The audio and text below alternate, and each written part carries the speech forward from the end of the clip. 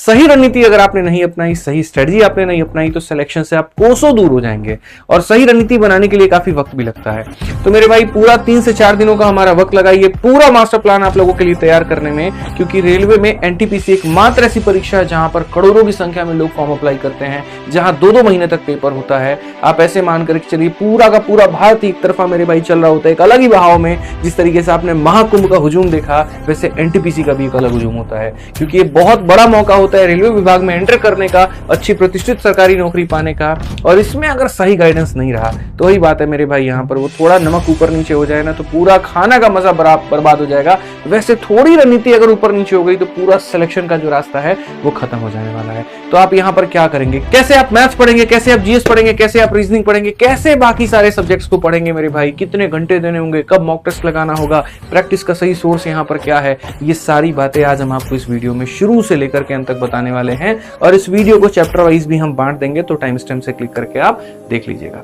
तो चलिए मेरे भाई यहाँ शुरुआत करते हैं आज की वीडियो को लेकर के, क्योंकि ये जो पीपीटी है, ये जो वीडियो है, ये जो आपका पूरा का पूरा स्ट्रेटजी वीडियो है, ये गारंटेड सिलेक्शन देगा आपको और पूरी तरीके से बताएगा कि सर सिलेक्शन का मास्टर प्लान क्या है। तो आरटीआई रिप्लाई के माध्यम से लगभग 1 करोड़ से ऊपर बच्चे फॉर्म भर चुके हैं। तो कंपटीशन का आलम जरा देखिए, तो 1052 स्टूडेंट एक वैकेंसी के ऊपर में फाइट कर रहे हैं। इसलिए मैंने कहा कि सबसे बड़ी यहाँ पर ये फाइट मानी जाती है। तो देखो ये पूरा रास्ता तुम्हारे लिए बना दिए हैं सांप सीढ़ी वाला, ठीक है। सबसे पहले आप सीबीटी 1 का पेपर देते हैं, यानी प्रीलिम्स होता है। जब इसको क्वालिफाई करते हैं तो आप सीबीटी 2 में मेरे भाई जा रहे होते हैं। जब सीबीटी 2 दे देते हैं तो उसके बाद में आपका टाइपिंग और स्किल टेस्ट होता है यहाँ पे, ठीक है। जब ये फाइनली तीनों चरण आपका पार हो जाएगा तो लास्ट में डॉक्यूमेंट वेरिफिकेशन होगा, मेडिकल होगा और कट ऑफ निकल करके फाइनल मेरिट बन के आपको आपकी नौकरी दे दी जाएगी, ठीक है। इन्हीं 3 विषय में 100 नंबर का सवाल, 100 नंबर का पेपर होता है। 90 मिनट आपको मिलते हैं, जो कि बहुत बढ़िया बात है। और 1.5 घंटे के अंदर में आपको मेरे भाई पूरा पेपर अपना हल करना होता है। इसी में आपका कट ऑफ बनता है नेक्स्ट पड़ाव में जाने के लिए। नेगेटिव मार्किंग यहाँ पर 1/3 है हर गलत सवाल के लिए। मैंने कुंभ से इसको रिलेट कर दिया, तो यहाँ पर क्या वाकई में इसमें कुंभ के बराबर भीड़ होती है। देखिए ये एस्पिरेंट का कुंभ है, आप समझे नहीं मेरी बात को लेकर के। जो महाकुंभ हुआ वो मेरे भाई श्रद्धालुओं का था, और ये यहाँ पर एस्पिरेंट्स का महाकुंभ है। क्यों है मैं आपको बताता हूँ। आप एक बार देखो सर, 133 शिफ्ट में पेपर पूछा गया है। अगर हम रोजाना का मेरे भाई 3 शिफ्ट भी लेकर के चले और लगातार भी पेपर कोई करवाएगा ना, तब भी उसको कम से कम 43 से 45 दिन मेरे भाई यहाँ पर लग जाएंगे। आप ऐसे मान करके 40 से ऊपर दिन तो लगेंगे ही लगेंगे, यानी 1.25 महीने तक आपका पूरा का पूरा पेपर चलने वाला है, ठीक है। हालांकि पूरा पेपर 1.5 से 2 महीने तक चलता है। त्योहार की तरह है, यहाँ पर कई स्पेशल ट्रेनें चलाई जाती है इसको लेकर के, ठीक है। और उस बीच में रेलवे, एसएससी, बाकी सभी लोग ये मेक श्योर करते हैं कि कोई और पेपर ना हो जिससे कैंडिडेट का पेपर जो है वो कोलैप्स करे। 133 मेरे भाई यहाँ पर जो है वो शिफ्ट में पेपर हुआ। और अगर 100 क्वेश्चन भी हर शिफ्ट में हम दे रहे हैं जो प्रीलिम्स में होता है, तो भैया 13,300 का क्वेश्चन बैंक हमको बनाना पड़ता है रेलवे वालों को। और इतना ही नहीं, कई तो वो स्पेयर में रख करके चलते हैं, कहीं पर लीक हो गया, कहीं पर टेक्निकल कोई फॉल्ट आ गया, कुछ आ गया, तो इसमें मतलब बोर्ड को भी बहुत मेहनत करनी पड़ती है क्वेश्चन तैयार करने के लिए। मेरे खुद के दोस्त थे, कई ऐसे मेरे भी स्टूडेंट्स हैं मेरे भाई, जो मतलब सीजीएल की तैयारी छोड़ करके इसमें मूव ऑन हो जाते हैं। जब हम तैयारी कर रहे थे, मैं याद है 2019 के समय की बात मैं बता रहा हूँ, कई ऐसे बच्चे थे 3-3 बार सीजीएल का पेपर दिया, नहीं हुआ, घुस गए मेरे भाई यहाँ रेलवे में। और अभी एनटीपीसी में बढ़िया पदों पर सेलेक्टेड है, जहां पर उनको सीजीएल में मेरे भाई 2800 ग्रेड पे की नौकरी नहीं मिल रही थी, टैक्स असिस्टेंट का पोस्ट नहीं मिल रहा था, यहाँ स्टेशन मास्टर बन के बैठे हुए हैं।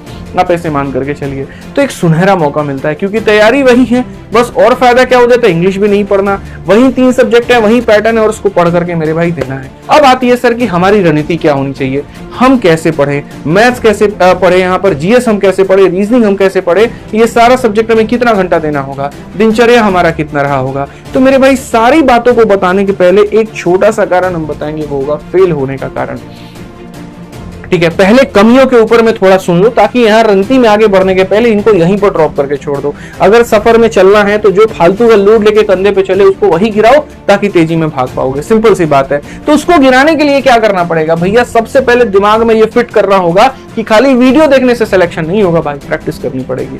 मैं आपको बता रहा हूँ, आदित्य रंजन भी ये बात आकर के चिक चिक करके यूट्यूब पर कह देना वीडियो देखो सिलेक्शन होगा, वीडियो देखो सिलेक्शन होगा, मेरी भी बात मत सुनना, ठीक है। किसी की बात नहीं भाई, वीडियो से सिलेक्शन नहीं होता है, वीडियो प्लस मेरे भाई प्रैक्टिस दोनों से सिलेक्शन होता है और ये दोनों की काबिलियत आपके अंदर में होनी चाहिए, ठीक है। उसके बाद में कभी भी मॉक टेस्ट नहीं देना, ये सबसे बड़ा बेवकूफी है। कई लोग हैं, हमारे पास में तो मोबाइल नहीं है, मॉक टेस्ट कहां से देंगे, हमारे पास में लैपटॉप नहीं है, मॉक टेस्ट कहां से देंगे। अरे भाई तुम सेट लगा लो ना, कोई मना थोड़ी किया है, तुमको टाइमर लगा के सेट लगा लो, इतना तो होगा ना, मोबाइल में टाइमर तो चलता होगा, स्टॉप वॉच तो चलता होगा, लगा लो सेट।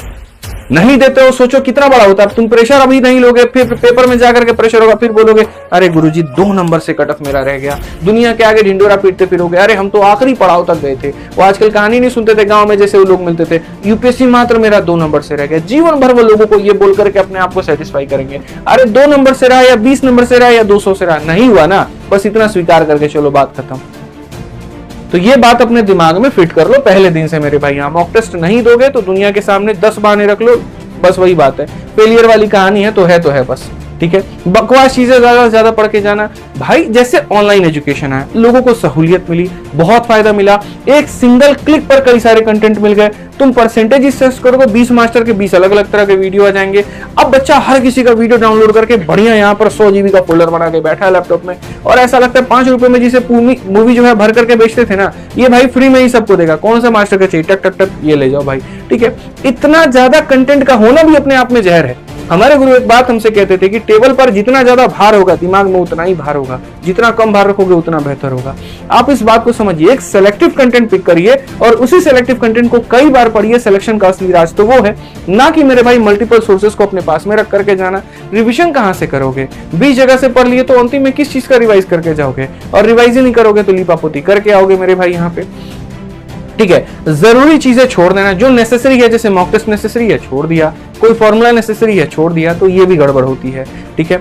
सेक्शनल क्विज और मॉक आप नहीं देते हैं, मैं मानता हूं रफ्तार की असली वजह ही सेक्शनल क्विज है। कोई टेलीग्राम पर क्विज हो रहा है, फटाक देना ज्वाइन कर लिया मेरे भाई, वहां से अटेम्प्ट कर लो। कोई एप्लीकेशन है वहां पर फ्री में क्विज कराया जाता है, वो ज्वाइन कर लो। कई लोगों का 10 बच्चों का 15 बच्चों का समूह बना हुआ है, वो टेस्ट करते हैं, रोज सेट बनाते हैं, रोज सेट लेकर के आते हैं, उनको ज्वाइन करके वहां देना शुरू कर दो। ये चीजें नहीं करते तो ये भी एक तुम्हारा नुकसान है, ठीक है मेरे भाई। आज मैंने बच्चों को देखा है, अगर किसी ने YouTube पर वीडियो लिख करके ये पढ़ा दिया कि रेलवे NTPC स्पेशल, तो आप कूद जाते हैं वहां पर, पूरी तरीके से अपने आप को आश्चर्य कर देते हैं कि यही सब कुछ है। अरे ये भी तो देख लो भाई कि कौन सा लेवल पढ़ा रहा है भाई। वो जमाना गया वहां पर जहां ग्रुप डी में ग्रुप डी लेवल का ही क्वेश्चन पूछा जाता था। ग्रुप डी में भी मेरे भाई सीजल से बढ़िया लेवल के क्वेश्चन पूछे जाते हैं, जीडी के पेपर में सीजल से बढ़िया लेवल के क्वेश्चन पूछे जाते हैं। MTS वालों की हालत ज्यादा खराब है, सीजल में बंदा टॉप भी कर सकता है, MTS में सोचेगा भी नहीं वहां पे जाकर के। समझिए इस बात को लेकर के, जितने निचले स्तर का पेपर है कंपटीशन उतना ज्यादा है, क्योंकि वो ज्यादा लोगों के लिए खुल जाता है, ज्यादा लोग उसमें अप्लाई कर पाते हैं। 10वीं लेवल में ज्यादा लोग अप्लाई कर पाएंगे, ग्रेजुएट लेवल में सिर्फ वही कर पाएंगे जो ग्रेजुएट हैं। तो आप समझिए कंपटीशन कितना बढ़ रहा है, बढ़ेगा तो कट ऑफ वहां पर बढ़ेगा। तो आप सिर्फ अपने आप को सीमित नहीं रख सकते हैं छोटे लेवल के क्वेश्चंस पे, लो लेवल के क्वेश्चंस पे, बढ़िया लेवल का प्रैक्टिस आपको करना ही पड़ेगा। इस बात को मान करके चलिए। कम से कम अगर तुम सिलेक्शन लेना चाहते हो तो कम से कम मेरे भाई 9 घंटे का सेल्फ स्टडी देना पड़ेगा। ये मैंने कम से कम कहा है, ज्यादा नहीं कहा। 10, 11, 12, 13 जितना आगे पढ़ा सकते हो वो बढ़ाओ, लेकिन वो स्टडी भी क्वालिटी की होनी चाहिए। ऐसा नहीं लेके बैठे हुए हैं गाना सुन रहे हैं मैनियक एकदम बढ़िया सा, ठीक है। दीदिया के देवरा जन बाट एकदम चला था, मजा हुआ एकदम, धुआं धुआं काटता नहीं। आजन बातन बाबू से हाँ सुनो ना, खाना खैलू कि ना खैलू, एकदम चला था दिमाग में, ऐसा चली था, हुआ खत्म हो गई कहानी, ठीक बा। अपने आप को धोखा देते रहो और कुछ नहीं करा था। अगर रियल में सिलेक्शन लेना है इतने घंटे पढ़ने पड़ेंगे और क्वालिटी टाइम देना पड़ेगा, इस बात को मान करके चलिए भैया, ठीक है। उसके बाद में रोज के रोज 100 फैक्ट याद करने हैं, इतने याद करने ही करने हैं। वन लाइनर किताब पढ़ते हो जीएस की ना, तो फिक्स कर लो कि भैया मिनिमम 100 फैक्ट हम याद करेंगे भाई। कम से कम 4000 से 5000 फैक्ट पढ़ के जाने होंगे। अगर मानो 100 के हिसाब से 40 दिन में ही पढ़ोगे तब जाकर के तुम्हारा कंप्लीट होगा। इतने तो मेरे भाई तुलसीदास तुम ठहरे नहीं कि एक बार में पढ़े या पूरा पूरा एकदम याद हो गया भाई। उसको पढ़ने के लिए, रिवीजन करने के लिए टाइम भी तो चाहिए होगा, इसीलिए 100 फैक्ट हमको डेली याद करके चलना है, ठीक है। करंट अफेयर में मैंने अभी सिर्फ 20 वन लाइनर लिखे हुए हैं, बल्कि ऐसा नहीं है, आप इसको बढ़ाइए, थोड़ा और करिए, ठीक है। लेकिन जो भी रखिए वो पक्का रखिए अपना। कम से कम पिछले 7 से 8 महीने का करंट अफेयर आपको पढ़ के जाना है, ये ध्यान रखिए। उसके बाद में मैथ्स और रीजनिंग के मिलाकर के 70 क्वेश्चंस डेली प्रैक्टिस करने हैं, ठीक है। और रोज एक मॉक टेस्ट लगाना है। कब, ये भी मैं बताऊंगा मॉक टेस्ट लगाने की स्थिति कब होगी, ठीक। तो ओवरऑल अगर हम इस 9 घंटे का मेरे भाई समीकरण निकाले तो 9 घंटे में मैथ्स आपको 2.5 घंटे, रीजनिंग आपको 1 घंटे, जीएस क्योंकि ज्यादा भाग रखता है, प्री में 40 और यहाँ पर मेंस में आगे मेरे भाई 50 क्वेश्चन है तो यहां पर इसको 3 घंटा देना है। मॉक के लिए मैंने 1.5 घंटा देने का समय दिया क्योंकि 1.5 घंटे का पेपर है आपका, और 1 घंटा उसके एनालिसिस पे दिया है। देखो भाई शुरू में ये की जगह 1.5, 2, 2.5 भी लग सकता है, बट जैसे जैसे गलतियां कम होंगी वैसे वैसे समय भी आपका कम लगेगा। ठीक है, कोई फायदा नहीं है मॉक टेस्ट देने का जब तक आप उसको एनालाइज ना करो। भारतीय राज्य व्यवस्था की बात कर ले तो CBT 1 में 2 से 4 सवाल, तो वहीं पर CBT 2 के मेरे भाई यहाँ पर 4 से आपके 6 सवाल हो जाता है। स्क्रीनशॉट सबका ले लेके रख लो भाई फोन में अपने, महत्वपूर्ण जानकारी है, पढ़ते वक्त में ध्यान होगा। यही तो मैं पहले लाइन ही मैंने क्या कहा था, महत्वपूर्ण चीजें छोड़ देना और अंततन चीजें पढ़ के जाना, इसी कारण से सिलेक्शन नहीं होता है, वो काम मत करना। पहले यहीं पर देख लो सबसे महत्वपूर्ण भाग कौन सा है, जो सबसे ज्यादा महत्वपूर्ण है सबसे ज्यादा समय देंगे, जो कम महत्वपूर्ण है उसको कम समय देंगे। कैसे मान करके चलो। इतिहास के 4 से 7 सवाल CBT 1 में आते हैं तो CBT 2 में इतने आते हैं। भूगोल में वैसे ही हमने बांट रखा है, भारतीय अर्थव्यवस्था हो गया, सामान्य विज्ञान हो गया, बाकी स्टैटिक जीके बड़ा पार्ट प्ले करता है भाई। देखो यहाँ पर 8 क्वेश्चन तुम्हारा लगभग यहाँ प्री में फिक्स है। तो बच्चे मेरे से काफी ज्यादा पूछते हैं सर 3 भाग होते हैं जीके जीएस में, सबसे पहला होता है करंट अफेयर, दूसरा होता है स्टैटिक और तीसरा हमारा बाकी सब्जेक्ट। तो इनमें कैसे बैलेंस बनाए, इनमें कैसे टाइम दे। तो मैं एक ही बात कहता हूँ भाई, देखो मेरे करंट अफेयर तुमको आखिरी के 7 से 8 महीने का पढ़ के जाना है, ये फिक्स कर लो। उसके बहुत पहले भी जाने की आवश्यकता नहीं है और उससे कम भी पढ़ के जाने की आवश्यकता नहीं है, क्योंकि रेलवे क्वेश्चन बैंक अगर बना रहा है तो ऐसा नहीं है आखिरी दिन बना रहा होगा। अगर मानो पेपर मई में है तो मेरे भाई मार्च तक से तो क्वेश्चन बैंक बनाना शुरू करेगा वहां पे। तो करंट अफेयर जो होंगे इसके 8 महीने पहले के होंगे, ऐसे मान करके चलो। तो वो आपको पढ़ करके मेरे भाई जाना ही जाना है। दूसरा मेरे भाई यहाँ पर आप हो सके तो अपने सिलेबस को पूर्ण रूप से खत्म करिए, जितना हो सकता है, चाहे आपने किसी का कोर्स लिया तो वहां से करिए या यूट्यूब चैनल से करिए या फिर फ्री में जो आप कहीं पर भी पढ़े हो मेरे भाई उससे कवर करिए, लेकिन सिलेबस कंप्लीट करना बहुत जरूरी है। ठीक है, थोड़ा सा आइडिया प्रीवियस ईयर का मिल जाएगा ये आरआरबी वाले पेपर से जो अभी रिसेंट में हुआ था, जैसे एएलपी का, टेक्नीशियन का, आरपीएफ जेई का, कि कौन से भाग से कहां से ये लोग उठा करके क्वेश्चन पूछ रहे हैं। ठीक है, किस किताब के ज्यादा क्वेश्चन फंस रहे हैं, कैसे कैसे करके मेरे भाई यहाँ पर हो रहा है। ठीक है, करंट अफेयर कब से कब तक पढ़ना है, लास्ट के 8 से 10 महीने। स्टैटिक जीके में कौन कौन से भाग पर ज्यादा फोकस करना है, तो ये पूरा का पूरा मेरे भाई, और करंट अफेयर में कौन कौन से भाग पर फोकस करना है, तो ये पूरा का पूरा। एक एक पॉइंट यहाँ पर महत्वपूर्ण है, छोड़ ही नहीं सकते आप, मान करके चलिए। इनके ऊपर में भी जो 2024 के आरआरबी के जितने पेपर हुए हैं इनके क्वेश्चंस पूछे गए हैं। ठीक है, और ये बहुत महत्वपूर्ण है। ठीक है, अब इसमें हम अपना टाइम कैसे बांटेंगे, हमने कहा जी 3 घंटे का पूरा हमारा जो है जीएस पे हमें डिवोट करना है, उन 3 घंटे में कैसे होगा। तो देखो 20 मिनट करंट अफेयर मैंने लिखा है, हालांकि आप इसको 20 मिनट से 40 मिनट कर सकते हो। ठीक है, क्योंकि आपका थोड़ा वेटेज ज्यादा है। स्टैटिक जीके मैंने 30 मिनट लिखा है, तो 30 मिनट से मेरे भाई आप यहाँ 1 घंटा कर सकते हो, कोई दिक्कत नहीं है।